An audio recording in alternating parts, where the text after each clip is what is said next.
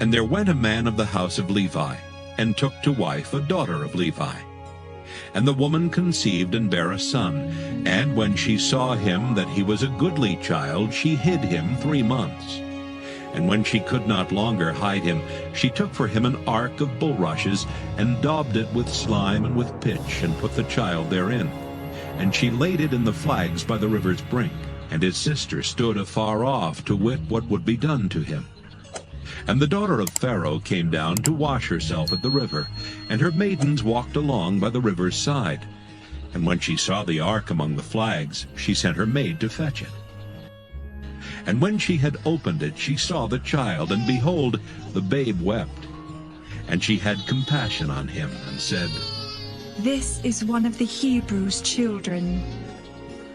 Then said his sister to Pharaoh's daughter, Shall I go and call to thee a nurse of the Hebrew woman, that she may nurse the child for thee? And Pharaoh's daughter said to her, "Go." And the maid went and called the child's mother. And Pharaoh's daughter said unto her, "Take this child away and nurse it for me, and I will give thee thy wages." And the woman took the child and nursed it. And the child grew, and she brought him unto Pharaoh's daughter, and he became her son. And she called his name Moses. And she said, "Because I drew him out of the water." And it came to pass in those days, when Moses was grown, that he went out unto his brethren, and looked on their burdens. And he spied an Egyptian smiting an Hebrew, one of his brethren. And he looked this way and that way, and when he saw that there was no man, he slew the Egyptian, and hid him in the sand.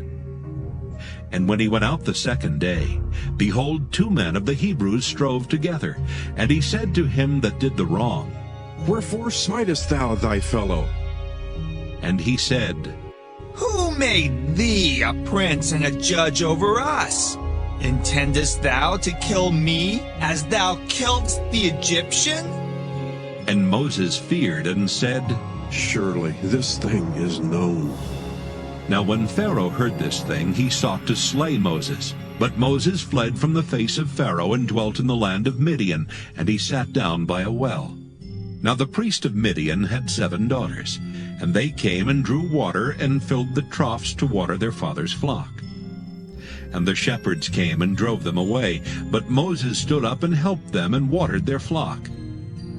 And when they came to Reuel their father, he said, How is it that ye are come so soon today? And they said, An Egyptian delivered us out of the hand of the shepherds, and also drew water enough for us, and watered the flock. And he said unto his daughters, And where is he? Why is it that ye have left the man? Call him, that he may eat bread. And Moses was content to dwell with the man. And he gave Moses Zipporah his daughter. And she bare him a son, and he called his name Gershom. For he said, I have been a stranger in a strange land. And it came to pass in process of time that the king of Egypt died. And the children of Israel sighed by reason of the bondage, and they cried, and their cry came up unto God by reason of the bondage. And God heard their groaning, and God remembered his covenant with Abraham, with Isaac, and with Jacob. And God looked upon the children of Israel, and God had respect unto them. Now Moses kept the flock of Jethro his father-in-law, the priest of Midian. And he led the flock to the backside of the desert, and came to the mountain of God, even to Horeb. And the angel of the Lord appeared unto him in a flame of fire out of the midst of a bush. And he looked, and behold, the bush burned with fire, and the bush was not consumed. And Moses said, I will now turn aside and see this great sight, why the bush is not burnt. And when the Lord saw that he turned aside to see, God called unto him out of the midst of the bush, and said, Moses. Moses.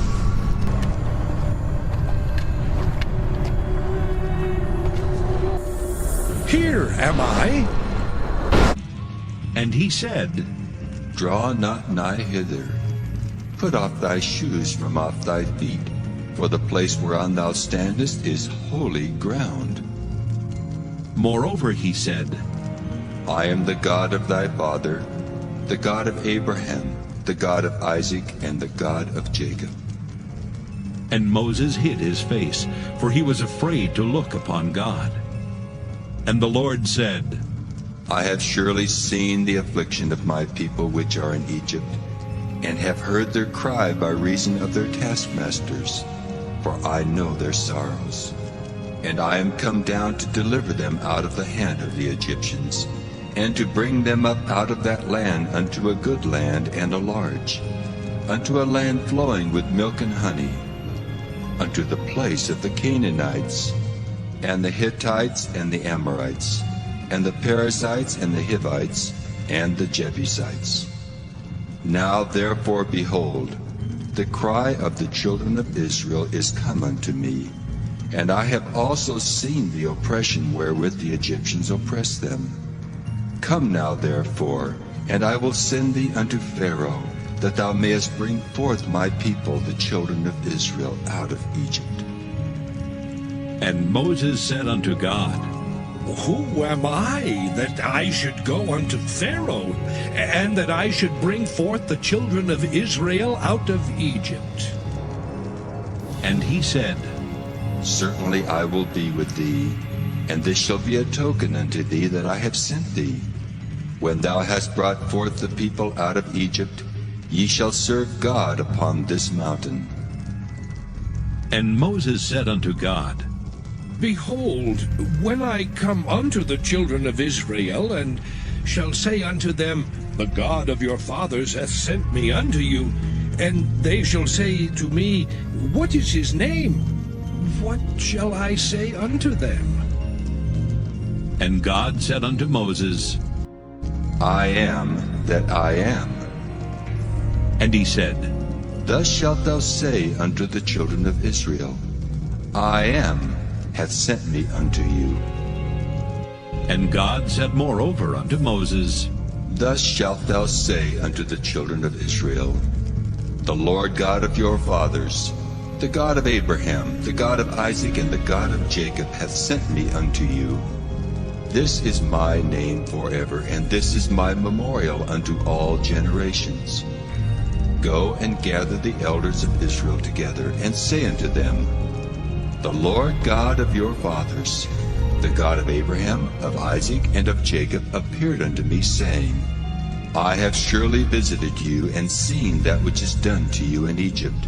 And I have said, I will bring you up out of the affliction of Egypt unto the land of the Canaanites, and the Hittites, and the Amorites, and the Perizzites, and the Hivites, and the Jebusites, unto a land flowing with milk and honey. And they shall hearken to thy voice, and thou shalt come, thou and the elders of Israel, unto the king of Egypt. And ye shall say unto him, The Lord God of the Hebrews hath met with us. And now let us go, we beseech thee, 3 days' journey into the wilderness, that we may sacrifice to the Lord our God. And I am sure that the king of Egypt will not let you go, no, not by a mighty hand.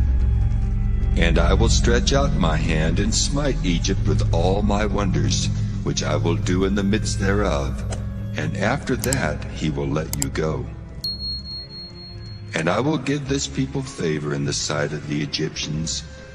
And it shall come to pass that when ye go, ye shall not go empty. But every woman shall borrow of her neighbor, and of her that sojourneth in her house, jewels of silver, and jewels of gold, and raiment. And ye shall put them upon your sons and upon your daughters, and ye shall spoil the Egyptians. And Moses answered and said, But behold, they will not believe me, nor hearken unto my voice, for they will say, The Lord hath not appeared unto thee. And the Lord said unto him, What is that in thine hand?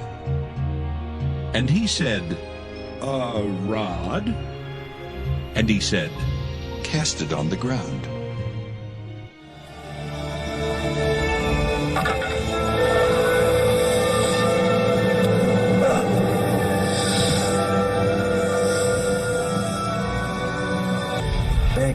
And he cast it on the ground, and it became a serpent, and Moses fled from before it.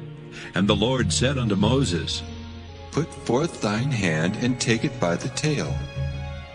And he put forth his hand and caught it, and it became a rod in his hand, that they may believe that the Lord God of their fathers, the God of Abraham, the God of Isaac, and the God of Jacob hath appeared unto thee. And the Lord said furthermore unto him, Put now thine hand into thy bosom. And he put his hand into his bosom, and when he took it out, behold, his hand was leprous as snow. And he said, Put thine hand into thy bosom again. And he put his hand into his bosom again, and plucked it out of his bosom, and behold, it was turned again as his other flesh. And it shall come to pass, if they will not believe thee, neither hearken to the voice of the first sign, that they will believe the voice of the latter sign. And it shall come to pass, if they will not believe also these two signs, neither hearken unto thy voice, that thou shalt take of the water of the river, and pour it upon the dry land.